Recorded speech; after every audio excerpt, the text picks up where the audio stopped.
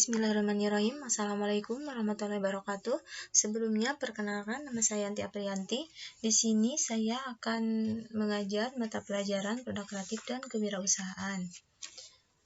Kita langsung saja ke materi pembelajaran yang pertama adalah mengenai sikap dan perilaku wirausahawan.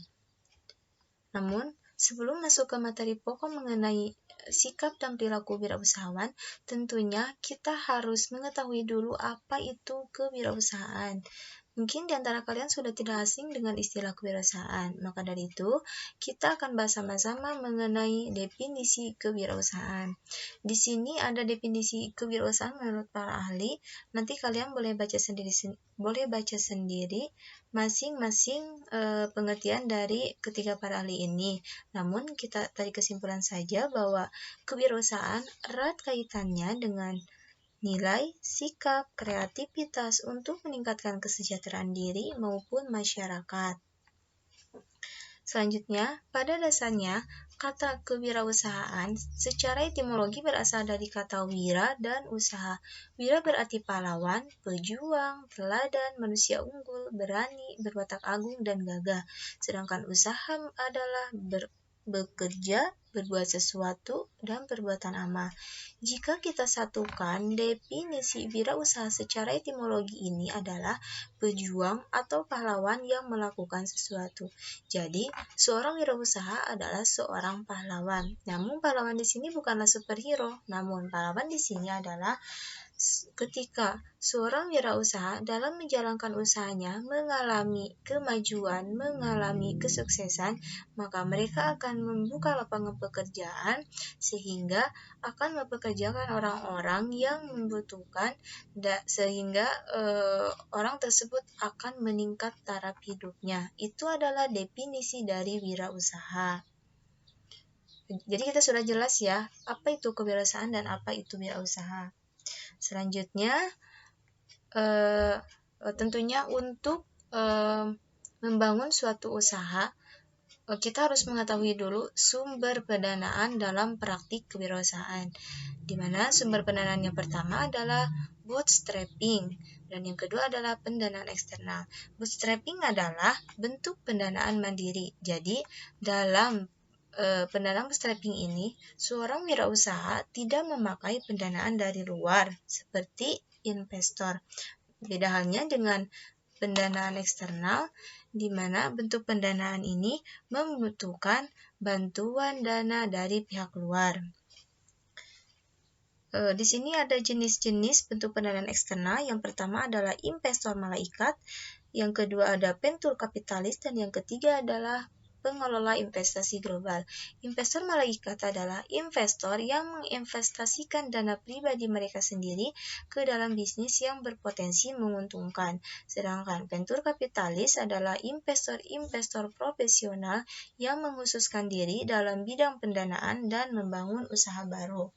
Jadi, perbedaan investor malaikat dan venture kapitalis adalah kalau investor malaikat bentuk pendanaannya menggunakan uang pribadi mereka sendiri, namun statusnya adalah sebagai investor.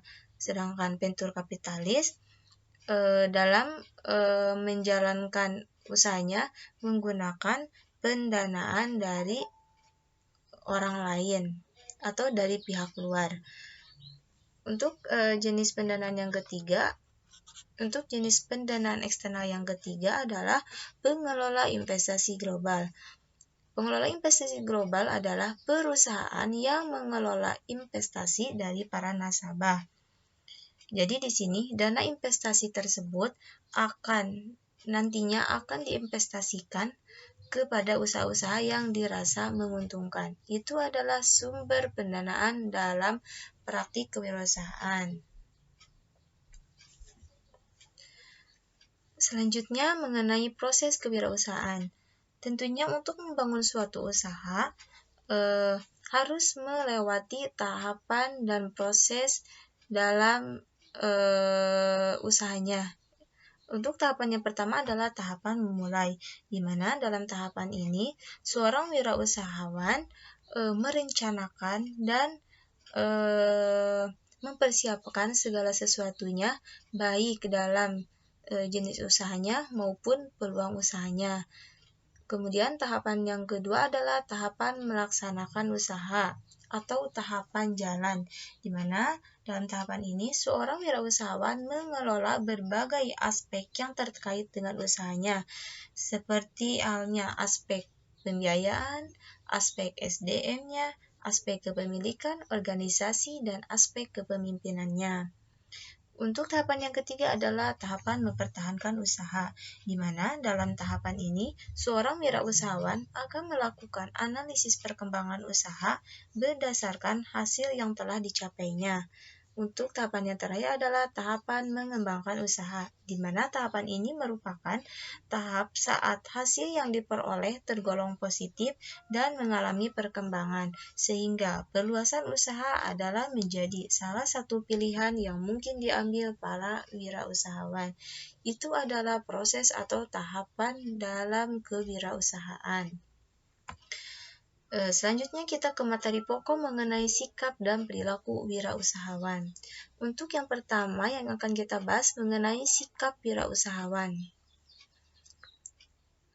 Seorang wirausahawan tentunya harus menjaga dan memperhatikan sikap dalam menjalankan usahanya. Untuk sikap yang pertama adalah seorang wirausahawan harus mampu berpikir dan bertindak kreatif dan inovatif.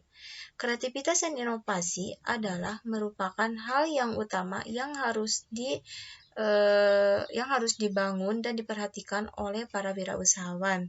Karena dengan kreativitas dan inovasi akan menghasilkan produk, barang atau jasa yang berkualitas yang mampu bersaing dengan para wirausahawan yang lain, dan dengan kreativitas dan inovasi akan menarik minat konsumen untuk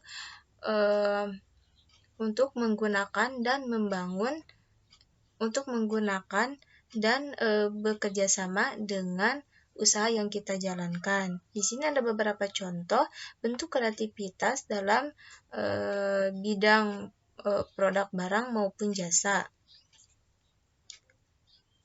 Untuk sikap wirausahawan yang kedua adalah mampu bekerja dengan teliti, tekun, dan produktif. Di sini ada beberapa contoh orang-orang dengan ketelitiannya, ketekunannya, dan juga produktivitasnya, mereka bisa menjadi para pengusaha yang besar, para pengusaha yang sukses dan berhasil. Untuk sikap wirausahawan yang ketiga adalah mampu berkarya berlandaskan etika bisnis yang sehat. Tentunya, untuk menjadi seorang wirausahawan harus memperhatikan etika dalam menjalankan usahanya.